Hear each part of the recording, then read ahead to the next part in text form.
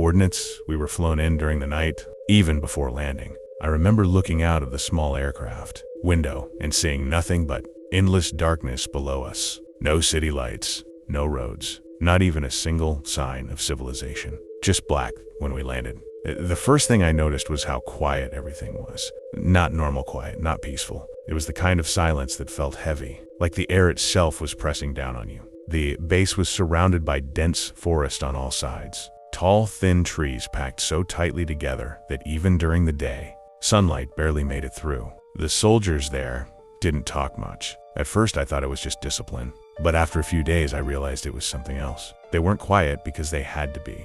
They were quiet because they didn't want to talk, especially at night. That's when I first heard about Sector 12. It wasn't officially mentioned anywhere, no maps, no briefings, but I heard it in fragments, whispers in the mess hall, half-finished sentences. Don't go near the northern fence. After what happened, they never found him. Every time I got close enough to hear more, the conversation would stop, like I wasn't supposed to know. A week passed, then one night, I was assigned to perimeter patrol with a soldier named Carter. Carter was different. He didn't talk much either, but not like the others. He looked tired, like he hadn't slept properly in days. We started our patrol just after 2 a.m. The air was freezing. Every breath felt sharp in my lungs. We walked along the outer fence line, following the dim security lights spaced far apart from each other. For the first 20 minutes, neither of us said anything. Then Carter suddenly stopped. "Do you hear that?" he asked quietly. I listened, nothing. "No," I said. He kept staring into the forest. "Good," he replied. "Right." We kept walking. A few minutes later, he spoke again. "If you ever hear something calling your name out here," he paused, "don't answer it." I almost laughed. Why would I? Just don't. The way he said it made me stop talking. Then we reached it. The northern fence, even from a distance. It looked different, taller, thicker, covered in layers of barbed wire. The warning signs were scratched out, not removed, scratched, like someone didn't want them to be read behind the fence. The forest continued, but it didn't look the same. It felt deeper, like the darkness itself had weight. I stepped closer. "Stay back," Carter said immediately. I ignored him. I raised my flashlight and pointed it through the fence. The beam barely reached a few meters in. The trees looked wrong, twisted, uneven, like they had grown incorrectly. Then I saw movement. Something shifted behind one of the trees. I held the light steady. Nothing. "Let's go," Carter said. This time, I listened, but as we walked away, I couldn't shake the feeling that something had been watching us. That night, I couldn't sleep. Around 3:10 a.m., I woke up suddenly. No sound, no reason, just awake. Then I heard it, a whisper, faint, very faint. I sat up. Slow, heavy, deliberate. I held my breath. Then, a knock, 3 times, perfectly spaced. I didn't move. Then a voice from the other side, my voice, let me in. And that's when I realized whatever was in Sector 12 wasn't out there anymore.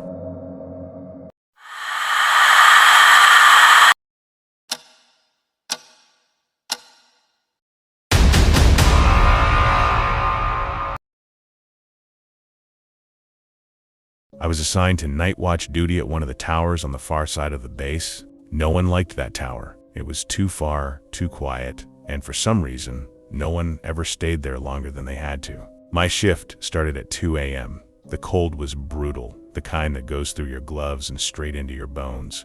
I climbed up the metal ladder slowly, each step echoing in the silence.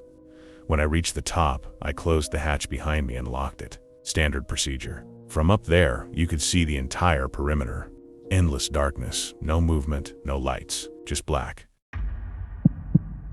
I turned on the small heater inside the tower and sat down, trying to stay awake. For the first 20 minutes, nothing happened. Then my radio crackled. Static. Loud. Sharp. I picked it up. Tower 3, report. No response. Just static. Then a voice came through. Low. Distorted. Don't look down. I frowned. Say again. Silence. Then the radio went dead. I checked the signal. Nothing was wrong. I told myself it was just interference. Happens all the time. Still, something felt off. I stood up and walked to the edge of the tower, looking out into the darkness. Nothing. Just trees, barely visible. Then I remembered what the voice said. Don't look down. I hesitated for a moment, then I did it anyway.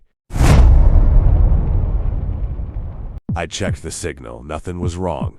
I told myself it was just interference. Happens all the time. Still, something felt off. I stood up and walked to the edge of the tower, looking out into the darkness. Nothing. Just trees, barely visible. Then I remembered what the voice said. Don't look down.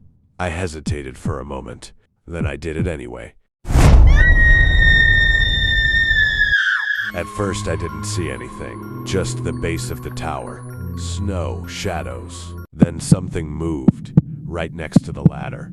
I leaned forward slightly, trying to focus, and then I saw it. A figure, standing at the bottom of the tower, perfectly still, looking up at me.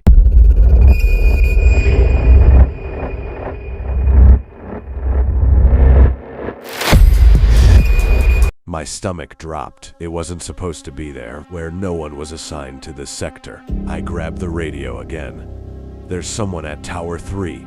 Before I could finish, the voice came back. Clear this time. I told you not to look down. I froze. Slowly I looked back over the edge. The figure was gone. Just empty ground. I stepped back, my heart pounding. Then I heard something behind me. A metallic sound, right behind me. Kalan. I turned around. The hatch. The one I locked. Just slightly, like something had touched it. I stared at it, not moving. Then it happened again. Kalan. This time louder, like something was trying to open it. From the outside. No, that didn't make sense. No one could be up there. The hatch shook again, harder. Clank. Clank. I stepped back further, my hands shaking. Then the radio turned on by itself. No static this time, just a voice. My voice. Let me in. I couldn't breathe. The hatch stopped moving. Silence. Then a slow scraping sound. From above me, I looked up. Something was moving across the ceiling. Slowly, like it was crawling. Right over my head. Then it stopped, directly above me. I didn't move. I didn't even breathe. Then I heard it, a whisper, right above my ear. You looked down, and at that moment, the hatch exploded open. We were sent to a remote mountain outpost nearly 3 hours away from the main base, far beyond any marked routes or patrol zones. The journey itself didn't feel normal. The higher we climbed, the quieter everything became. No birds, no distant sounds, nothing but the engine and the wind scraping against the vehicle. By the time we reached the outpost, it was already getting dark. The sky had that deep gray color that makes everything feel heavier. The outpost sat on a narrow ridge surrounded by steep drops on both sides. It felt less like a base, and more like a place that wasn't meant to be found.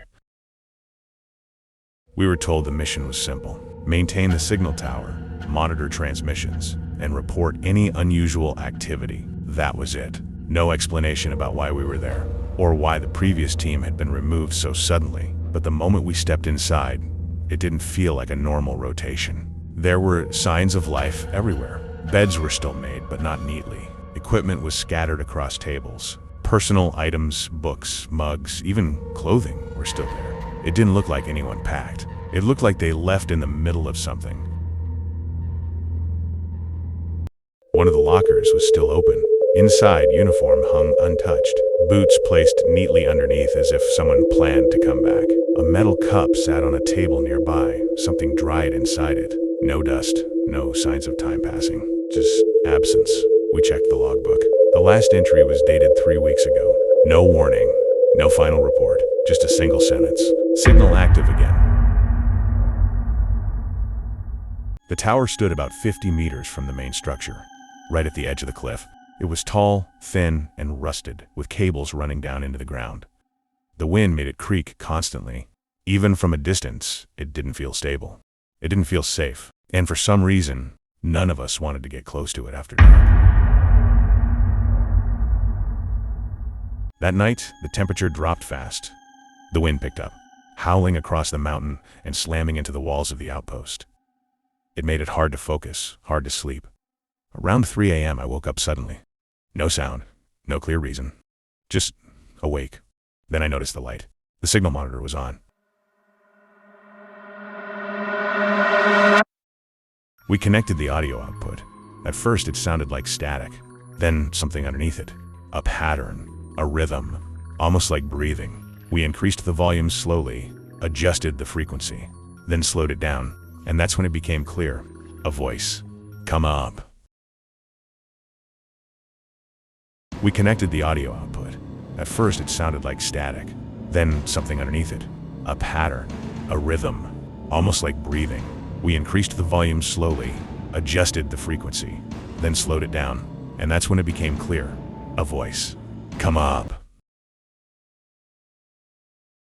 No one reacted immediately. It didn't feel real at first, like our brains were trying to reject what we were hearing. We replayed it again. Come up. Same tone, same distortion. But this time, it sounded closer. We checked the system logs. The same signal had been recorded before. 3 weeks ago, right before the previous team stopped reporting. Same waveform, same voice, repeating continuously. Come up.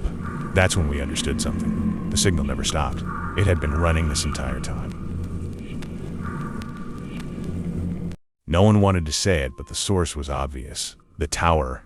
There was nothing else out there.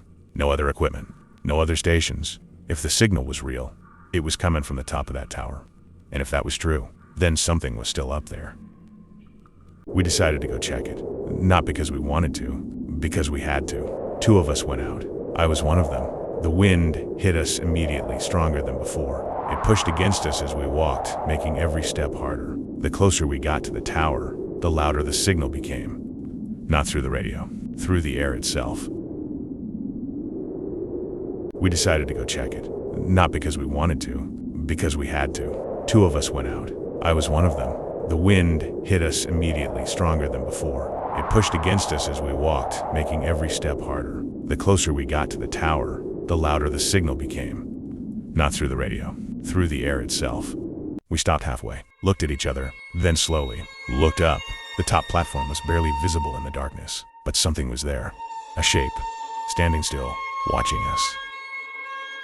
It didn't move, didn't react, just stood there. Too perfectly still. Then the radio on my belt turned on. Come up.